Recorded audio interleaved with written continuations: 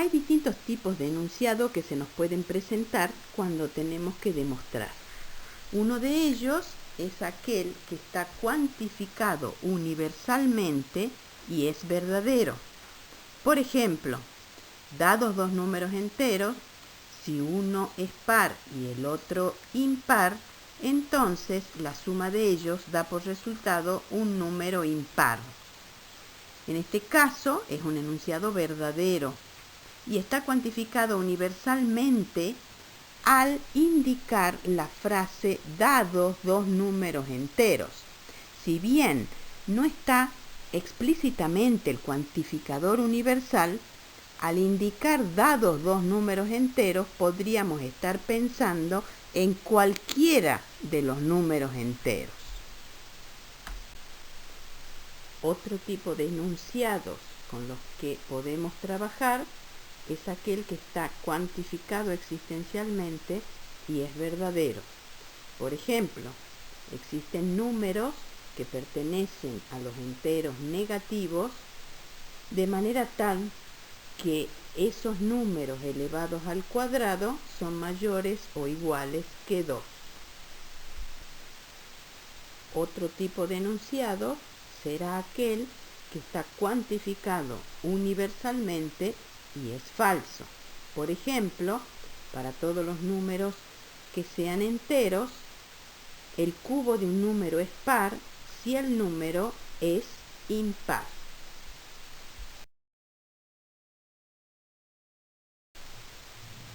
En la vida en sociedad, permanentemente hay situaciones de comunicación en las que necesitamos argumentar a favor o en contra de un enunciado. En nuestra materia, eso se dará específicamente en el área matemática, utilizando distintos métodos para realizar esa argumentación. Uno de ellos será la demostración, que es un método que se utiliza cuando un enunciado cuantificado universalmente es verdadero. Generalmente los enunciados con los que trabajaremos en esta materia son del tipo condicional, es decir, P implica Q, o eventualmente bicondicional, P sí y solo sí Q. Otra forma de justificar enunciados será aquella que le llamamos verificación. Será utilizada cuando deseamos probar que un enunciado cuantificado existencialmente es verdadero. Por último, otra forma que utilizaremos para justificar enunciados recibe el nombre de refutación. Y esta se utiliza cuando debemos probar que un enunciado cuantificado universalmente es falso. En este caso, decimos que vamos a usar un ejemplo que contradiga ese enunciado. Por eso lo conocemos con el nombre de contraejemplo. Iniciaremos con la demostración. Habíamos ya indicado que generalmente en nuestra materia vamos a utilizar enunciados del tipo condicional, es decir, una expresión de la forma P implica Q, donde P es llamado antecedente y Q consecuente. Para poder trabajar con este tipo de demostración, se pueden utilizar varios métodos. Nosotros particularmente nos abocaremos a dos. El método directo, que consiste en partir de considerar verdadero al antecedente y probar la verdad del consecuente. Por otro lado, el otro método, llamado indirecto o contrarrecíproco, consiste en escribir la expresión contrarrecíproca de la dada y trabajar a partir de ahí como si fuera el método directo con este nuevo enunciado. A continuación, mostraremos diversos ejemplos para el uso de cada uno de estos métodos. Vamos a proponer un ejemplo de cómo utilizar el método directo para la demostración de un enunciado que está cuantificado universalmente y es verdadero. Además, tiene la estructura de una implicación. Dados dos números enteros, si uno es par y el otro es impar, entonces la suma de ellos da por resultado un número impar. Podemos ver que el antecedente es un número es par y el otro es impar. Y el consecuente, la suma de esos números, da por resultado un número impar. Vamos a tratar de escribir esto en lenguaje matemático. Así podríamos llamar al primer número par como x. Y diremos que x es igual a 2 por k, siendo ese número k un número entero. Esa es la forma que tiene la matemática de escribir un número par. Al otro número, que es el impar, lo vamos a llamar i y lo vamos a escribir como 2m más 1, es decir, la forma de un par 2m más 1 quiere decir el siguiente de un número par, que no es otro que un impar. Por supuesto que ese número m tiene que ser un número entero. Y el consecuente, la suma de ellos, es decir, x más y, debe dar como resultado un impar. Lo escribimos también con la fórmula de un número impar. En este caso, 2h más 1, donde h pertenece a los números enteros. Vamos a plantear la hipótesis. La tenemos identificada. X es igual a 2k e y es igual a 2m más 1. Hemos seleccionado las letras k, m y h diferentes de un número al otro porque el cuantificador me está diciendo para cualquier número entero. Por lo tanto, no necesariamente usamos la misma letra. Luego planteamos la tesis, que es el consecuente, que es x más y igual a 2h más 1, con h perteneciendo a los números enteros. Y vamos a iniciar la demostración. ¿Cómo se planteaba según lo que vimos en método directo? Se considera la hipótesis verdadera, con lo cual nuestra hipótesis es que el x es un número par e y es un número impar. Eso lo vamos a considerar como cierto. Por lo tanto, vamos a ver qué tenemos que hacer con esos números, uno par y el otro impar, para llegar a la expresión de la tesis. En este caso, la tesis nos dice que si lo sumara me debería dar impar. Por lo tanto, voy a sumar estos dos números que tengo en la hipótesis, x más y sumo aplicando las propiedades x más y en el primer miembro y 2k más 2m más 1 en el segundo miembro. En el próximo paso podríamos aplicar la propiedad asociativa asociando 2k más el 2m. Si seguimos trabajando algebraicamente, en el próximo paso y penúltimo en este caso, aplicaríamos la propiedad distributiva, es decir, el 2 que multiplica a k más m y luego más 1. Por último, podremos observar que esa suma de x más y tiene la forma de un impar, ya que k más m son dos números enteros que en general yo lo podría llamar h.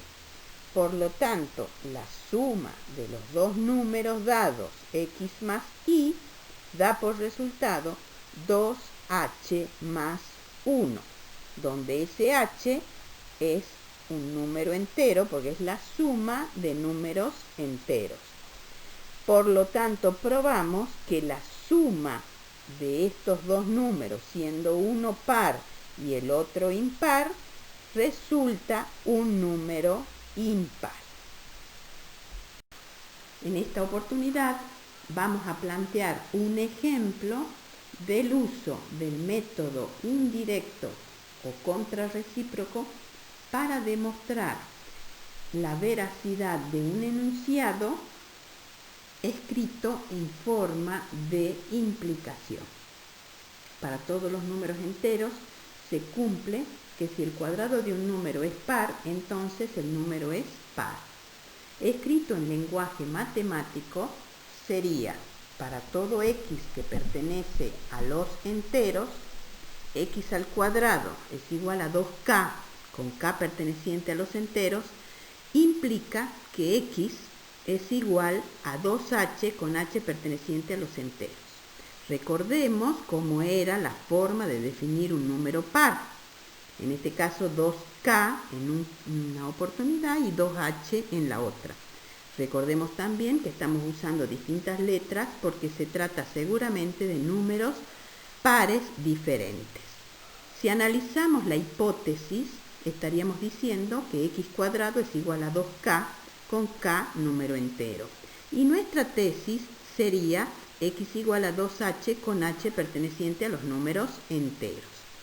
¿Por qué vamos a usar un método indirecto? Si nosotros vemos o revisamos cómo planteamos la demostración del método directo, vemos que nuestra hipótesis tiene la definición de una incógnita directamente igual a una expresión.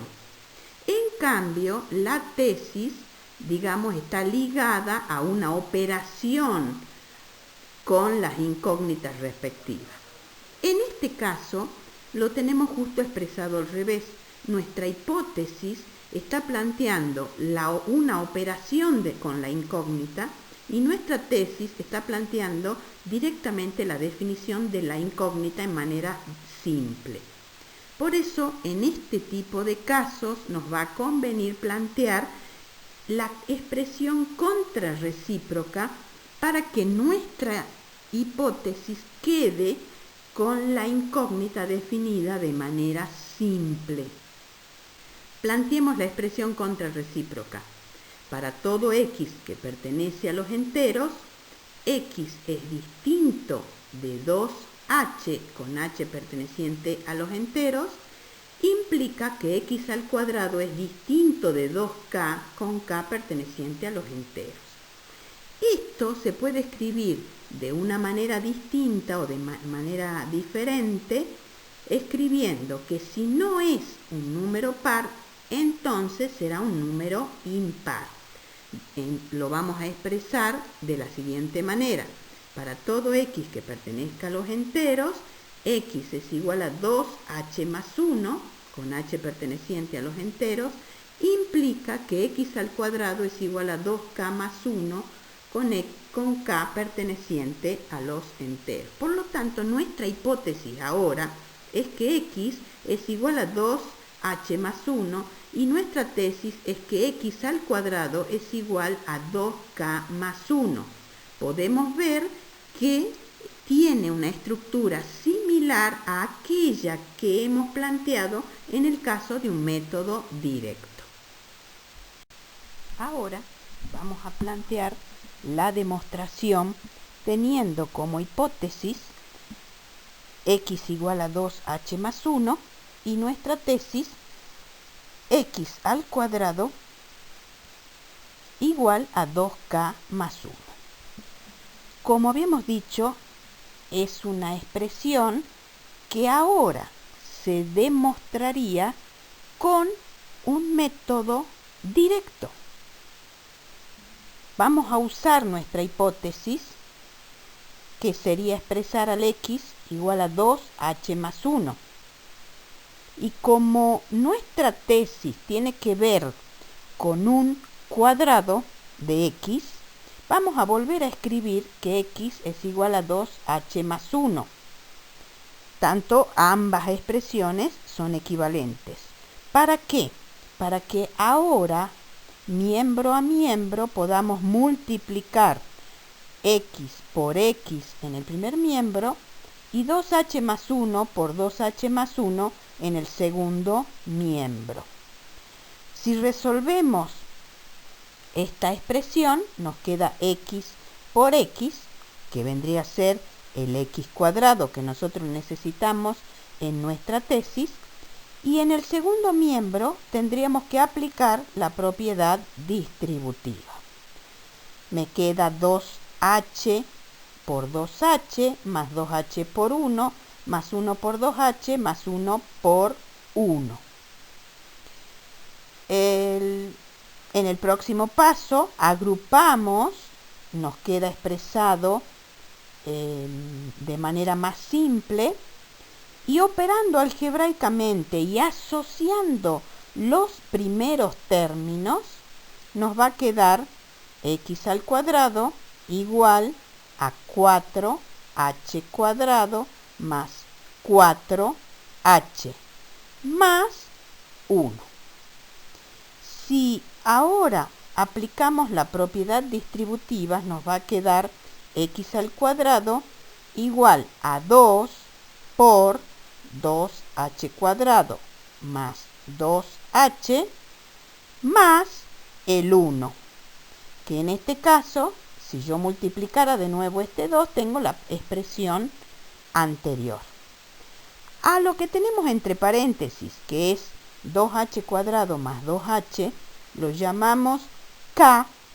La expresión nos va a quedar que x al cuadrado es igual a 2k más 1. Como podemos ver, x al cuadrado será un número impar por cómo está definido, según lo habíamos planteado en la hipótesis de la expresión contrarrecíproca. Por lo tanto, ¿qué nos queda por analizar? Que si recordamos, el enunciado dado era, para todo x que pertenece a los enteros, x al cuadrado es igual a 2k con k perteneciente a los enteros, implica que x es igual a 2h con h perteneciente a los enteros, y esto resultó ser equivalente a su contrarrecíproco, que es para todo x que pertenezca a los enteros, x es igual a 2h más 1 con h perteneciente a los enteros. Eso implica que x al cuadrado es igual a 2k más 1 con k perteneciente a los enteros. Si esta última expresión resultó ser verdadera, la expresión dada originariamente, por ser equivalente a la contrarrecíproca, también lo será. Por lo tanto, queda demostrado el enunciado que habíamos planteado oportunamente, que era que para todos los números enteros, si el cuadrado de un número es par, el número es también un número par. En este caso vamos a mostrar un ejemplo que se justifique mediante la verificación. El ejemplo elegido es: existe un número x que pertenece a los enteros negativos, de manera tal que el cuadrado de ese número x es mayor o igual que 2. Habíamos dicho que se utilizaba este tipo de justificación cuando se trata de un enunciado cuantificado existencialmente y es verdadero. Y vemos que efectivamente existe algún número entero que sea negativo, que cuando yo lo eleve al cuadrado, eso resulte mayor o igual que 2. Por lo tanto, para comprobar, elegimos un número que muestre que cumple con esa condición. En este caso, seleccionamos el x igual a menos 3, que es un número entero negativo. Vamos a comprobar sustituyendo la x por el número menos 3. Menos 3 al cuadrado es mayor o igual que 2. En este caso, menos 3 al cuadrado es 9 y queda que 9 es mayor o igual que 2. Esto significa que 9 es mayor que 2 o 9 es igual a 2. Por eso decimos 9 es mayor o igual a 2. Como es una disyunción, basta con que una de las proposiciones sea verdadera para que todo el enunciado resulte verdadero. Y en este caso es verdad que 9 es mayor que 2. Como consecuencia, todo el enunciado propuesto es verdadero. Por último, veremos cómo se justifica un enunciado que está cuantificado universalmente y es falso. En este caso, vamos a proponer la justificación mediante la refutación o contraejemplo. Vamos a tomar para todos los números enteros el cubo de un número es par si el número es impar. Lo que tenemos en esta oportunidad es una implicación, pero si la analizamos, el antecedente es que el número es impar y el consecuente, el cubo del número, es par. Por lo tanto, si expresamos la implicación dada correctamente, quedaría para todos los números enteros, si el número es impar, entonces su cubo es par. En lenguaje matemático quedaría expresado para todo x que pertenece a los enteros, si x es igual a un 2m más 1 con m entero, implica que x al cubo es igual a 2k con k entero. Acá volvemos a ver cómo se definía un número impar y cómo se definía un número par.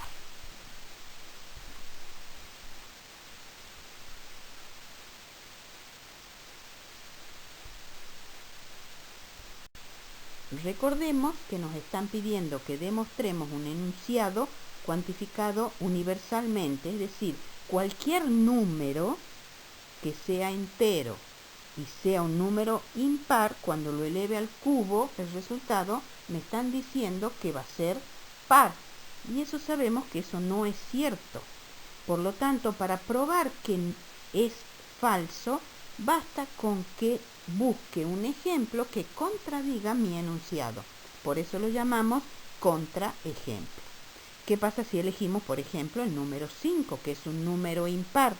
Cuando lo eleve al cubo, el resultado será 125, que no es un número par. Por lo tanto, el enunciado propuesto es falso.